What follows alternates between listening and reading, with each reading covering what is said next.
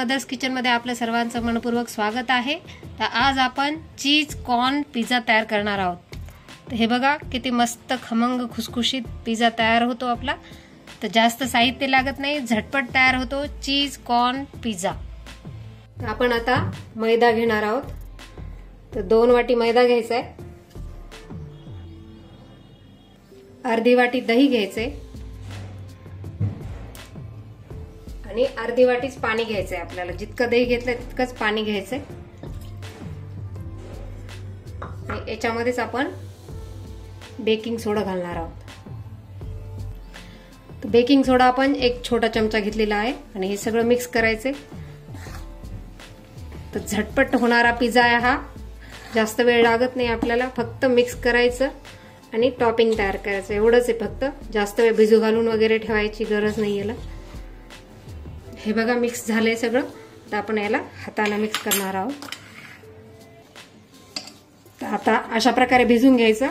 याच्यामध्ये मीठ टाकायचं चवीप्रमाणे आणि थोडंसं तेल लावायचं। तेलामुळे काय गोळा हा नरम आणि छान होतो। झाला आपला तयार गोळा। आता आपण याला झाकून ठेवू। आपण आता टॉपिंग बनवू तोपर्यंत आपण कॉर्न पिझ्झा करणार आहोत। तर कॉर्न घेतले, चीज घेतले, शिमला मिरची घेतली, कांदे घेतलेत, सॉस घेतलाय आणि मिरेपूड घेतली। तर कॉर्न पिझ्झा आहे हा, तरी पण माझ्या मुलाला नुसता कॉर्नचा आवडत नाही, त्यामुळे मी कांदा आणि शिमला मिरची घालायले। हे ऑप्शनल आहे, तुम्ही दुसऱ्या भाज्या पण घालू शकतात। तर आपण टॉपिंग करणार आहोत। तर त्यासाठी थोडंसं तेल घ्यायचे, कांदा टाकायचा आहे, आपण काप केलेले कांद्याचे।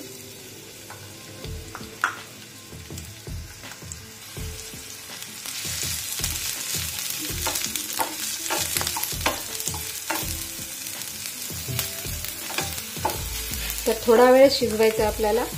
शिमला मिरची घातली आणि कॉर्न। तर झटपट होणारा पिझ्झा आहे हा, जास्त वेळ लागत नाही याला आणि साहित्यही जास्त लागत नाही। जर तुमच्याकडे हे कॉर्न नसतील तर नुसत्या शिमला मिरची आणि कांद्याचा सुद्धा छान लागतो। तर चवीपुरतं थोडंसं मीठ टाकायचं। मिठामुळे काय कांदे लवकर शिजतात, त्यामुळे झटपट होऊन जातं हे। थोडंसं वाफ द्यायची आपल्याला याला।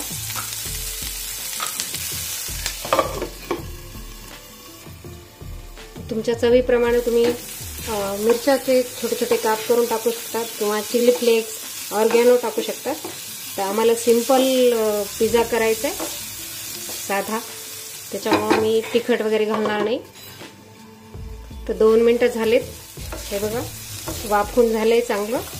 आता आपण पिझ्झा बेस तयार करायला घेणार आहोत। तर हे ओव्हनमध्ये जर करणार असाल तुम्ही पिझ्झा, तर याला अशी वाफवून घ्यायची गरज नाही। ओव्हनमध्ये सगळीकडनं वाफ लागते, त्याच्यामुळे ते शिजतात पटकन। टॉपिंग तयार झाली, आपण आता बेस तयार करणार आहोत। तर पोळपाटावर मी थोडासा मैदा टाकून घेतलाय। आता याला आपण लाटणार आहोत। तर एवढ्या साईजचा गोळा घेतलाय मी। तर मैदा टाकल्यामुळे व्यवस्थित लाटलं जाते। तर आपलं तयार झालंय लाटून। तर आपण याला फोकणं असे छिद्र करणार आहोत, कारण आपला फुगला नाही पाहिजे। छिद्र करून घ्यायचे चांगले सगळे।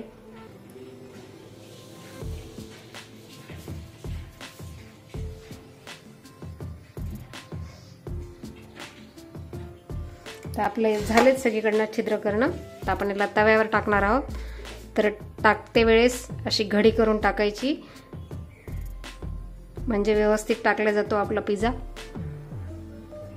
आता ही घडी आहे ती आपण आता काढणार आहोत आणि आल्लाद टाकायचा हा बेस तव्यावर। तर आता याला बारीक गॅसवर भाजून घ्यायचं आपल्याला। हे बघा चित्रामधून कशी वाफ निघत आहे। तर ह्या वाफेमुळेच सगळ्या साईडने व्यवस्थित आतून भाजला जातो व्यवस्थित हा बेस। तर व्यवस्थित भाजल्यामुळे आपला हा पिझ्झा क्रंची लागतो छान व्यवस्थित। तर खालच्या साईडनं खरपूस होईपर्यंत आपण भाजणार आहोत त्याला। पण आता याला पलटवू आणि दुसऱ्या साईडनं भाजून घेऊ थोडंसं। तर आपण आता याला पलटून घेणार आहोत. बघा थोडंसं भाजल्यावरती आता आपण याला सॉस हे लावणार आहोत आणि गॅस चालूच ठेवायचा लो फ्लेमवर. तर थोडंसं तेल लावून घ्यायचं याला.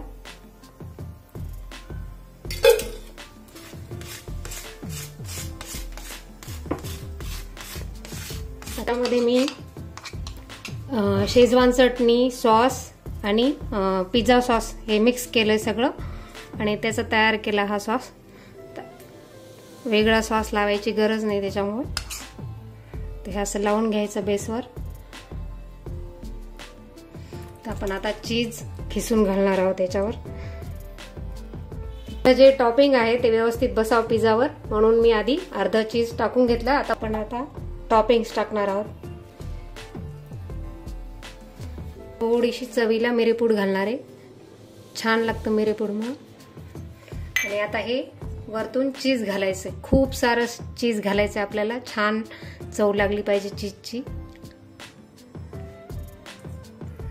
तर चीज व्यवस्थित टाकून झाले. आपण आता याला झाकण ठेवून 5-7 मिनिटं होऊ देऊ, कारण आपला गॅस बारीक गॅस चालूच आहे.